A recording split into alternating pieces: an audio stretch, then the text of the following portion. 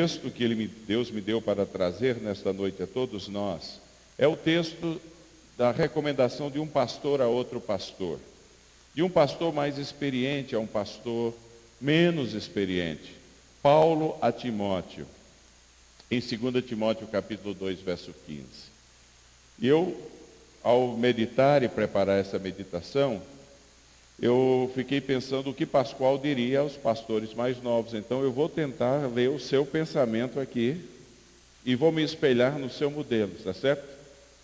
Porque Paulo está ali escrevendo para Timóteo, a pessoa em quem ele investiu a vida, que ele dedicou muito do seu tempo, em que ele transmitiu muitas das coisas que haviam feito dele, Paulo, o homem de Deus que ele foi. E ambos haviam trabalhado juntos em Éfeso, plantando a igreja em Éfeso. Paulo continua a sua jornada, e quem é que ele deixa como pastor em Éfeso? Timóteo, seu filho amado. E agora ele está mandando uma carta para Timóteo, acabando quase que a sua vida, quase prestes a ser oferecido como sacrifício às feras do Império Romano, no ano, esse aqui foi escrito aparentemente no ano 59, e ele morreu em 62. E ele então escreve a Timóteo, e ele diz em 2 Timóteo 2,15 o seguinte: procura apresentar-te a Deus aprovado, como obreiro que não tem do que se envergonhar, que maneja bem a palavra da verdade. Paulo, em um único versículo, ele transmite alguns princípios impressionantes sobre liderança para aquele homem ali, filho na fé dele, na cidade de Éfeso. E são princípios que nestes anos de relacionamento com meu irmão Pascoal, eu tenho visto na vida dele. E eu sei que vocês assim também o veem. E nós vamos meditar nestes princípios nesta noite. Principalmente porque nós, cristãos, somos líderes por força da natureza do nosso chamado. Porque nós somos chamados por Deus para influenciar outras pessoas. Então, liderança é a tarefa de influenciar outros. E todos aqui influenciamos alguém. Todos aqui somos instrumentos de transmissão, bom ou mal, da nossa influência hoje. Esperamos que seja para o bem.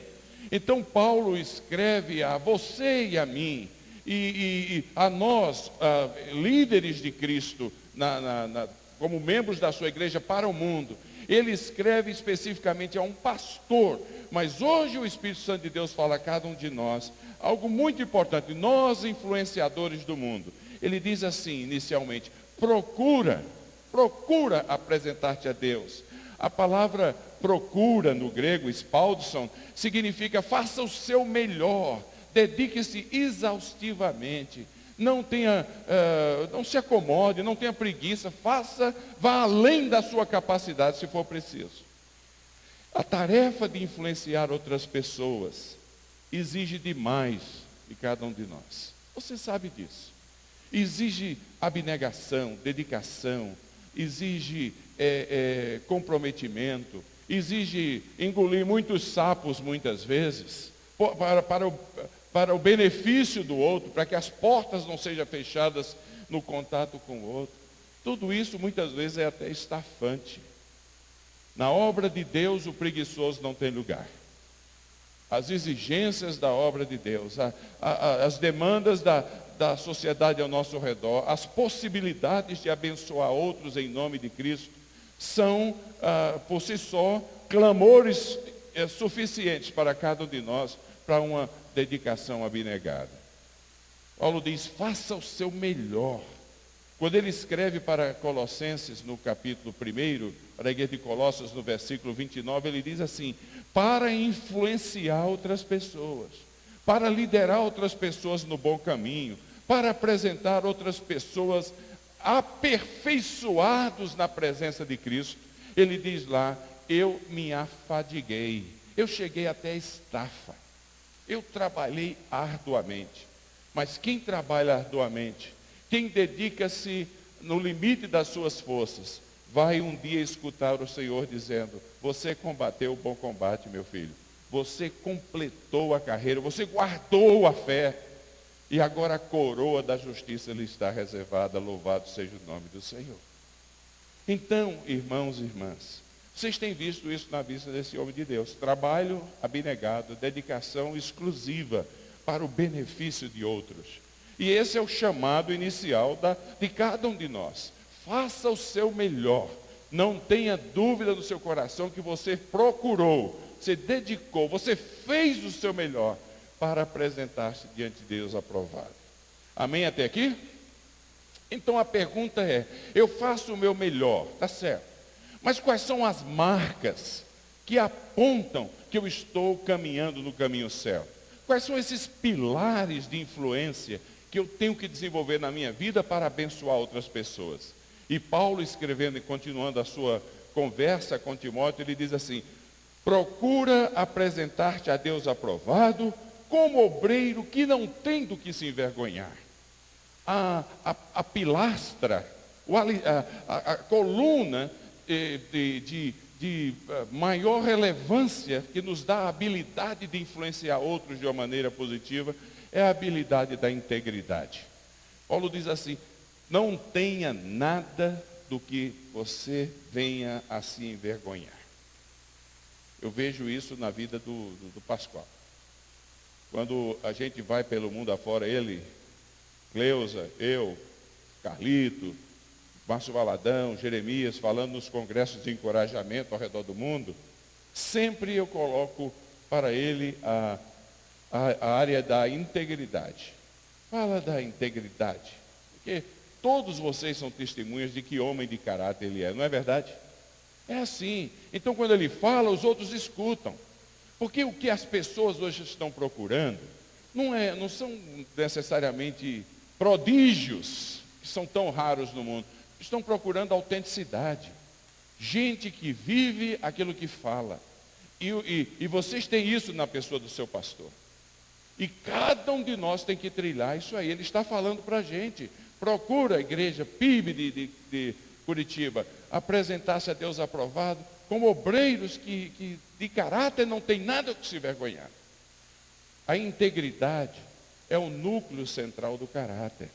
A integridade é aquele bloco que você tem dentro de você e eu tenho dentro de mim, que nós chamamos blocos de valores, que nos definem como pessoas, que definem como quem nós somos na verdade. Se a gente quebra esse bloco, se a gente permite infiltrações nocivas e malignas neste bloco, nós nos tornamos um zero à esquerda, nós não somos nada mais, perdemos o sabor do sal. Caráter, do qual a integridade é o seu núcleo central, não é aquilo que a gente tenta mostrar às outras pessoas, é aquilo que somos, e sabemos que somos, mesmo quando ninguém nos está vendo. O perigo de comprometer esse bloco de valores é que se a gente não tomar cuidado, nós somos tentados o dia inteiro, a vida toda, 24 horas por dia praticamente, para comprometer esse bloco de valores que nos definem como pessoas, dos quais ele diz: eu não posso passar, não posso transgredir, não posso, isso aqui é meu limite, até aqui eu ando. Se eu transgredir, se eu passar esta linha, eu não serei mais eu, serei um miserável. Nós somos tentados o tempo todo, mas o perigo é que se a gente transgride, a gente deixa de andar por convicção e passa a andar por conveniência. A pressão que eu sinto todos os dias, que eu sei que nós sentimos, que vocês sentem, para a gente ser menos a gente, é tremenda. Andar por conveniência é um caminho que leva à perdição. A autenticidade é o que está faltando no mundo de hoje. Abraham Lincoln disse o seguinte: quando nossas atitudes comprometem a nossa integridade, terminamos como uma sombra pequena de nós mesmos, pois a árvore frondosa de nossas convicções já morreu.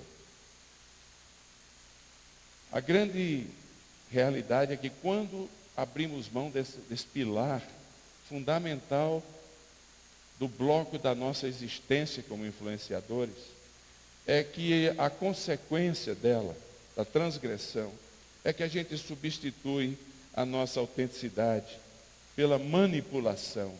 E aí a gente abusa das pessoas. Eu dou aula também, a gente ainda por cima dá umas aulas por aí lá nos Estados Unidos, né? Então, eu dando aula, um dia um dos meus alunos do programa de mestrado, pastor de uma igreja de 800 pessoas. Depois que a gente conversou sobre esses assuntos na classe, ele veio, pediu para conversar comigo, ele veio chorando e disse, eu não sei mais o que é que eu faço. Eu falei, o que é, rapaz? O que está acontecendo? Ele falou, houve um dia que Deus, com autenticidade, abençoou minha vida e pessoas foram curadas, houve sinais e prodígios no meu ministério. Foi uma bênção, a igreja começou a crescer, todo mundo começou a dizer, que pastor bom, que homem de Deus, que poder, e eu gostei daquilo ali. Eu gostei. E descobri que a maneira de manter essa autoridade, essa liderança, essa influência sobre o povo, era a continuação das manifestações especiais de sinais e prodígios. Mas elas foram se extinguindo. Eu estava gostando, eu me tornei Deus de Deus na minha vida. Eu estava gostando do prestígio, eu estava gostando da popularidade. E finalmente eu comecei a inventar sinais e prodígios. Eu comecei a dizer que Deus estava fazendo o que Ele não estava fazendo. Eu comecei a tentar transmitir para os outros o que não estava acontecendo em minha própria vida. E Ele disse para mim, eu sou um miserável. Eu não aguento mais isso aí. Então nós tivemos que levar aquele irmão a um processo de cura, de arrependimento, de transformação, e entender que o que o povo está procurando na gente é essa autenticidade de valores. Não precisa ser grandes sinais e majestosos prodígios. Eles querem saber se a gente vive o que a gente fala. Se o que a gente prega é o que eles observam nas nossas vidas. Então, meus queridos irmãos, um outro colega, amigo nosso, chamado Os Guinness, escreveu um livro, ele disse assim, que a integridade, o livro dele chama-se A Chamada, já existe em português. Ele disse assim que um dos grandes perigos da quebra da integridade é a palavra bem feito. Quando as pessoas chegam para a gente com toda a sinceridade, dizem, olha, parabéns, foi bem feito. Como é importante receber o bem feito da parte dos outros. Mas ao mesmo tempo é um tremendo perigo. Ele disse que se a gente não tomar cuidado, o bem feito que a gente recebe ao influenciar alguém que gosta e que foi abençoado, quando a gente põe a cabeça do nosso travesseiro à noite, volta à nossa cabeça, mas não mais como bem feito. Volta à nossa cabeça como você de fato é bom. Aí a gente vai dormir. Na manhã seguinte, o primeiro pensamento que vem na nossa cabeça é, olha, você é sensacional. E aí quando é de noite, a gente vai dormir, pensamento volta à nossa cabeça e já não é mais você é sensacional. O que vem agora é você é indispensável. E aí você vira Deus de Deus. Você começa a achar que a obra só funciona por sua causa. A influência se não for você, ninguém mais abençoará aquela pessoa. E aí nós quebramos o princípio básico da integridade espiritual, que é a Deus toda a glória. Então, irmãos, façam o seu melhor. Eu vou tentar fazer o meu melhor. Cai aqui, cai acolá, mas como diz a música, depressa levanta e continua a andar. Vamos à luta. Integridade é o primeiro pilar de uma vida abençoadora e influenciadora. Faça o seu melhor. Amém até aqui? Tem que agir porque tem um negócio chamado relógio na minha frente aqui. O segundo pilar é o pilar do conhecimento. A Bíblia, o texto aqui, Paulo escrevendo a Timóteo, diz assim: procura apresentar-te a Deus aprovado, como obreiro que não tem do que se envergonhar e que maneja bem a palavra da verdade. Então, o conhecimento, o manejar bem a fonte da verdade por excelência, que é a Bíblia, mas também outros conhecimentos que que são verdadeiros, seculares, que enriquecem a nossa vida, é indispensável se nós queremos ser aprovados na tarefa de influenciadores ao mundo. Conhecimento. Faça o seu melhor para falar do que sabe. Hoje eu estava almoçando com o pastor Gerson e sua esposa, uma comida maravilhosa italiana que, meu Deus do céu, bom demais. E o papo foi o Pascoal. Tinha que ser, tá certo ou não? E ele disse uma coisa assim: olha, esses anos todos que eu convivo com o Pascoal, eu nunca vi o Pascoal vir despreparado para uma reunião. O assunto ele comanda. E quando ele não comanda, ele está pronto para ouvir o que e faz perguntas assim muito sábias para ouvir o que os outros têm a dizer. Isso aí. Ninguém vai caminhar na carreira e terminar muito bem, influenciando outros, sem o conhecimento. É uma grande ilusão achar que as pessoas comprometerão seu coração e a sua lealdade absoluta a programas de igreja, a estratégias de igreja, a atividades, a propósitos, a células.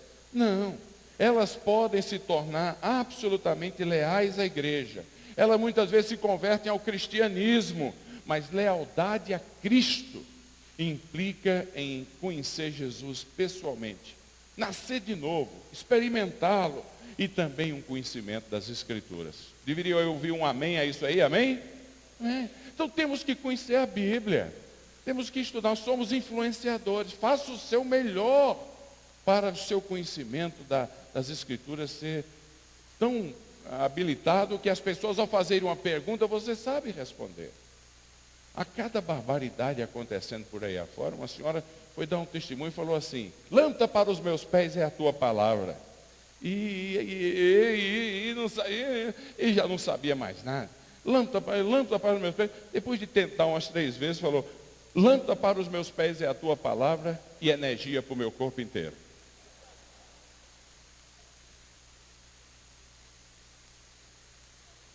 Coisa tremenda. Havia um pastor, que Deus o tenha, homem muito bom, de grande integridade, mas pouco conhecimento.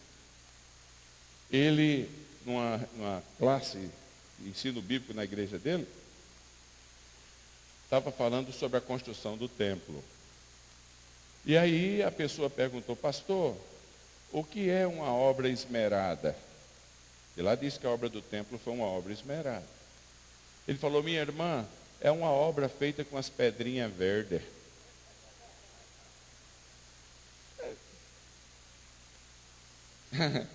Onde ele era pastor, passaram os bandeirantes. E aí um irmão mais da igreja, mais treinado assim, falou: pastor, diga, irmão, aquela não é uma obra esmeralda, não. Aqui está dizendo esmerada. Eu falei: e o que é que está faltando? Falta um L. Eu falei: então põe. Tem um L aí. Então naquela igreja, a obra do templo foi uma obra esmeralda, a partir daquele momento. Nunca se vendeu tanta Bíblia e nunca se conhece tão poucas Escrituras. Nós temos que tomar cuidado. Se a gente quer ser influenciador de outras vidas, quer liderar outras vidas, a gente tem que estar pronto para o argumento, para a conversa. A gente tem que estar pronto para dar resposta à razão da nossa fé aos outros. Temos que estudá-la, temos que amá-la, guardá-la no coração. Eu estava na PIB de São José dos Campos, hospedado na casa do Púpio, e eu entro lá, uma casa muito boa, num condomínio fechado, ele, 62 anos de idade, 65 anos de idade, a esposa dele, uma dentista aposentada, 63 anos, me põe num quarto lá de visitante. Quando eu vou ao banheiro do quarto, na suíte, no espelho do quarto estava lá, Josué 1,6. Não cesse de falar, escrito com batom, o versículo. E eu falei: gente, que interessante, nunca vi isso, toda a minha vida. Batom, escrevendo o versículo nos vidros. Desci para o jantar, que eu tinha chegado no final da tarde, na geladeira. Elias, pega um suco ali na geladeira. quando eu vou pegar, está em um papel grudado com um imã na geladeira, dizendo o quê? Josué 1,6. Não cesse de falar desse livro da lei. Antes medita nele de dia e noite, para teres o cuidado de fazer tudo quanto nele está escrito. Então prosperar o teu caminho e serás bem sucedido. Aí a curiosidade foi crescendo dentro de mim. Sabe como é que é, né? Aí terminou de jantar, fomos para a sala de visita. E tinha um espelhão, ainda tem, daquele bonitão. O que vocês acham que estava escrito com batom no espelho? Josué 1,6. Aí foi demais para o meu caminhãozinho. Aí eu perguntei, Pupi, o que está acontecendo aqui nessa casa? Tem uma coisa estranha. Onde eu vou, eu vejo Josué 1,6. O que é isso? Ele deu uma risada e falou, é o seguinte. Minha esposa e eu fizemos o compromisso de memorizar um versículo por semana esse ano. Então a gente põe de domingo quando chega da igreja, até o domingo quando volta da igreja, uma semana inteira, onde a gente vai mais na casa, a gente põe o versículo lá. No final da semana já memorizou. Vai na geladeira 500 vezes. Vai no controle da televisão 2.000 vezes. Então, no final da semana, já memorizou. Então, quando a gente volta, apaga, e como já está meio tarde, ela pega o batom dela da bolsa e põe um novo versículo. E nós vamos memorizar 52 versículos dessa semana, esse ano. Não é uma maravilha uma coisa dessa? Influenciador.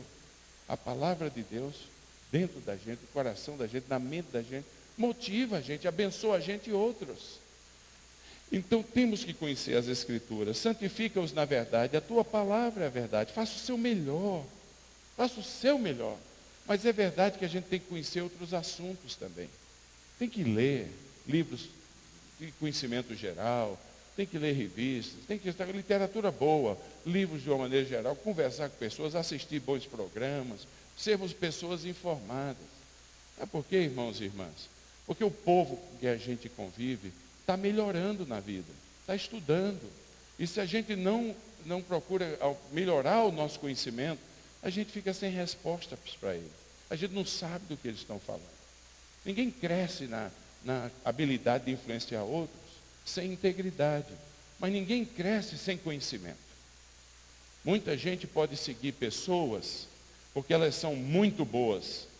Mas há muita gente boa que sabe o que fala. Então, mais cedo ou mais tarde, eles gravitam para lá. É assim. Então, faça o seu melhor para ser uma pessoa rounded, como eles chamam, que sabe conversar sobre muitos assuntos, mas que tem a base nas Escrituras para saber onde está edificando ou quando deve parar por não estar edificando mais. Amém até aqui? Agora vamos ao terceiro pilar, que só me resta alguns minutos. O terceiro pilar é o pilar dos resultados. O texto diz assim: faça o seu melhor para apresentar-se a Deus o quê? Aprovado. Aprovado em quê? Aprovado na tarefa que Ele dá a você. Tarefa ministerial que Ele dá a você de influenciador. A tarefa que você tem aqui de líder de grupo, a tarefa que você tem aqui de ministérios sociais. Você é líder, não importa se você está liderado para o outro, você está influenciando alguém. Então, nisso que você faz, o que vale é no final da vida, ou no final daquele ministério em particular, você saber dentro de você que o que você tinha para fazer, você fez o seu melhor. Então, e você fez o seu melhor para Deus. Pessoas podem seguir um líder porque é uma pessoa de integridade, há outras que, muita gente que tem integridade.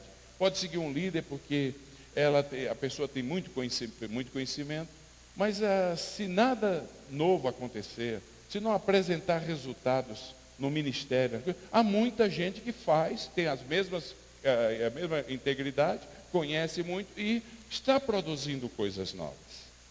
Há muitos cristãos por aí afora que o tempo do verbo mais usado é do futuro do pretérito. Eu poderia, eu seria, eu teria, eu faria, e nunca faz. E nunca desenvolve a tarefa. Pensa um pouco comigo aqui. Se alguém perguntar para você, diga-me, O que é uma coisa em particular, maravilhosa, que Deus tem feito na sua vida nos últimos 15 dias? O que é que você e eu podemos responder a esta pessoa? O que é que Deus está fazendo em nós para a gente fazer nos outros? Jesus, quando estava na cruz, disse assim: está consumado. Em outras palavras, tudo o que ele veio a fazer, fez. Nada ficou faltando. Quando Paulo estava para morrer, ele escreve para esse mesmo Timóteo, ele diz assim: olha, Timóteo, eu estou pronto, capítulo 4, eu estou pronto a ser oferecido como sacrifício. O tempo da minha vida está se terminando, Timóteo. Ele via o que estava acontecendo com ele, não dava mais. Ele falou: eu combati o bom combate, eu completei e eu imagino, meu querido Pascoal, Cleusa, que quando as feras do circo romano, se é que Paulo morreu lá, mordiam Paulo, a dor devia ser terrível, massacrando, dilacerando a carne. Mas eu imagino Paulo, no seu espírito, repetindo uma vez mais: completei a carreira, guardei a fé, a coroa da justiça me está reservada. Imagino Paulo sentindo o gozo disso aí. Gozo. Dias atrás eu estava no Egito e nunca aconteceu o que está acontecendo lá. Você fica vendo só a violência na televisão, mas por trás da violência, Deus está fazendo uma obra tão tremenda. Tremenda. Um imã convertido veio conversar com a gente e ele começou a contar como ele chegou a Cristo. Imã, jovem ainda, mas já era líder da mesquita, e ele contando como Jesus apareceu para ele, a conversão que ele teve, e ele não falava nada do sofrimento. Eu perguntei: e a família? Eles falaram: bateram tanto em mim e me tiveram por morto. Aí pararam de bater pensando que eu tinha morrido. Falei: e aí? Ele falou: os sofrimentos do tempo presente não são nem a comparar com a glória que há de ser revelada em Cristo Jesus. Ele falou: um imã, ex-imã, agora um crente. Louvado seja o nome do Senhor. Quando a gente tem a vida na perspectiva correta, o propósito da gente é completar bem a carreira. Porque completar bem garante bênçãos para quem vem depois da gente. Nossos filhos, nossos netos, e a reputação da nossa herança, que é deixada na memória social da sociedade. Então Paulo escreve para Timóteo e diz assim: olha, preste atenção, meu filho, na fé, faça o seu melhor, para o que vier ser posto na sua mão, você fazer bem feito, você levar a bom termo, tudo o que vier à mão, porque você tem que fazer para o Senhor. Procura apresentar-te a Deus aprovado. Amém? Agora vamos concluir, porque ninguém é de ferro, né? E agora ele vem com o último dos 4 pilares. Esses 3 pilares iniciais são pilares que aplicam-se a qualquer liderança, cristã ou não. Integridade, conhecimento e excelência no que você faz. Se você não lidera uma empresa e você não tiver esses 3 pilares na sua vida, no procedimento, você vai falir sua empresa, vai perder seu emprego. Então são pilares universais para a liderança. Mas há algo que só aplica-se ao cristão. E Paulo escreve a Timóteo e diz assim, como eu sei que vocês têm visto isso na vida do Pascoal e da Cleusa. Paulo escreve para Timóteo e diz: faça o seu melhor para apresentar-se diante de Deus. A unção divina, o óleo, como o Pascoal pregou hoje pela manhã, que mensagem linda. O óleo da presença de Deus nas nossas vidas é o essencial para uma liderança cristã bem-sucedida, influenciadora. A gente pode fazer a obra de Deus sem Deus, mas dói, geme, é uma máquina. Você vai no sistema, vai nas células, vai nos grupos, vai nos cultos, vai na música tão linda, dá para ir, mas vai gemendo, uma hora arrebenta, é um motor sem óleo. Funciona por um tempo, mas arrebenta mais cedo ou mais tarde. Nós precisamos da presença de Deus na nossa vida. Tudo começa e tudo termina na presença de Deus. A presença de Deus é um lugar de arrependimento, de perdão, de gratidão, de exaltação. Tudo que fizermos, tudo que estiver ao nosso alcance para fazer, tem que ser feito na presença dele. O nosso calendário diário tem que incluir a presença de Deus. A nossa meditação, o nosso tempo de oração, a nossa hora silenciosa, o nosso derramar na presença dele. Tem que ter. Eu estava conversando com o pastor Ron Lee, que é da rede, é o pastor de uma igreja de agora 470 mil membros. Ele só pastor auxiliar na igreja dele são 600. Um dia um pastor auxiliar chegou para o outro e perguntou: você é visita? Não, nem conhecia o outro, 600 pastores na igreja. E um homem que lidera um orçamento de $500 bilhão por ano lá na Coreia. Não é brincadeira, não. E eu perguntei para ele: como é que você faz? Você ainda dá para ter um tempo com Deus diário? Ele falou: bom, eu tenho que estar na igreja. Todos os dias eu venho para a reunião de oração às 5 horas da manhã. Mas eu não conto essa reunião de oração. Porque nessa reunião de oração eu estou liderando a reunião de oração. Não é meu tempo com Deus, é o tempo da igreja com Deus ali. Então o que é que você faz? Ele falou: eu acordo às 3 horas da manhã todos os dias. E eu dedico o tempo com Deus e a leitura da palavra. Porque se eu não fizer naquela hora, o resto do dia eu não vou ter tempo. Isso é priorização. Isso é fazer o seu melhor. Isso é gastar, se deixar gastar. Porque isso é reconhecer que sem o óleo o dia vai ser emperrado. Está seguindo comigo aqui, meus irmãos? Eu não sei a seu respeito. Mas os melhores tempos da minha vida são aqueles momentos no meio da tarde, quando não tem ninguém ao meu redor. É bom demais. A minha esposa está trabalhando. Não é que eu não trabalho, não estou vagabundando não, mas ela não está comigo. Ninguém está me vendo, eu não estou liderando, não tenho um auditório de milhares de pessoas na minha frente. Tudo sem nada. E de repente a gente começa a dizer: meu Jesus Salvador. E começa a exaltar. E aí uma música chama a outra e você começa a andar pelo quarto, a porta está fechada, tem ninguém ali. Você começa a cantar, você começa a glorificar, e aí a coisa começa a andar, e a lágrima começa a cair, sair dos olhos, e parece que o céu desceu à terra ou a terra subiu ao céu. Você tem esses momentos? Alguns de nós, não é assim? É maravilhoso. Nada supera esses momentos de profunda intimidade com Deus. Eles são o óleo que a gente precisa, absolutamente indispensável, se a gente quiser apresentar-se aprovado diante de Deus. É a presença de Deus. O céu desce à terra, a terra sobe ao céu. A gente está no monte da transfiguração, e quando sai do monte da transfiguração, a gente sai como campeão para o ministério da Galileia. Louvado seja o nome do Senhor. Então tem que ter isto aí. Então faça o seu melhor para apresentar-se diante de Deus. É lá que tudo começa, é lá que tudo termina. É ali, na presença dEle, que o combustível para a gente continuar adiante, firme nos outros 3 pilares, é colocado no tanque da nossa vida espiritual.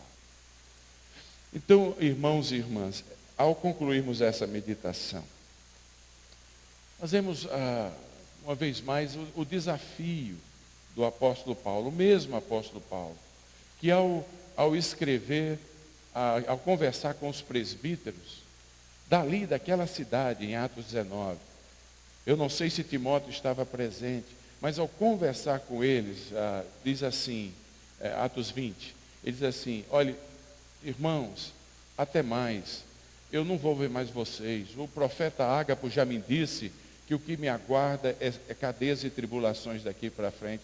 Vou para Jerusalém, vou ser preso, vou ser mandado para César e vou morrer. Mas, se vocês quiserem uma palavrinha final, a palavrinha final é essa: em nada considere a vida preciosa para si mesmo, contanto que você possa chegar ao final da vida dizendo: fui aprovado, completei bem, na integridade. Ele trata no verso 21, 20, na essência da fé, que é Deus a nossa vida, no verso 19, e na tarefa, que é o verso 21, de fazer discípulos. Em nada considere a vida preciosa para si mesmo, contanto que você possa chegar ao final da vida e dizer: completei o bom combate e guardei a fé. Que Deus nos abençoe, que Deus abençoe o pastor Pascoal e a Cleusa, com muitos anos à frente desta igreja, e que através do espelho da vida deles, vocês possam andar imitando-os como eles imitam Jesus Cristo. Que Deus nos abençoe. Amém.